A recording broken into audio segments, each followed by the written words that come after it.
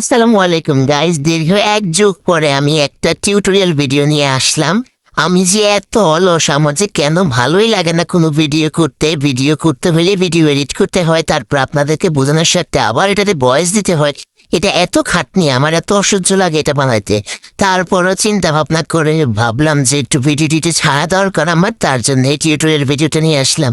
তিনটা চুড়ি মিলিয়ে একটা সেটের একটা চুড়ি আমি বানাইতে বসছি। এখন এটা ছিল মাঝখানেরটা, তো এখানে আমি রানী গোলাপি কালারের সুতা দিয়ে আর রানী গোলাপি কালারের কুন্দন দিয়ে কাজটা করলাম। তো এটা আমি মুখে কি বলবো, আপনারা তো দেখতেই পাচ্ছেন, দেখে নিলেন কিভাবে কি করলাম। এটা মুখে কিভাবে বলতে হয় আমি জানি না, কিভাবে বলবো তাও বুঝতেছি না। আচ্ছা যাক, তারপরে কি করলাম, তারপরে সাথে চিকন যে দুইটা চুড়ি ছিল ওইগুলাকে সাদা সুতা দিয়ে পেঁচাইলাম। পেঁচানোর ভিডিওটা দেখানো দরকার নেই। তারপরে এই যে কি করলাম, গোলাপি কুন্দন দিলাম, তারপরে আবার এখানে এভাবে করে দিলাম।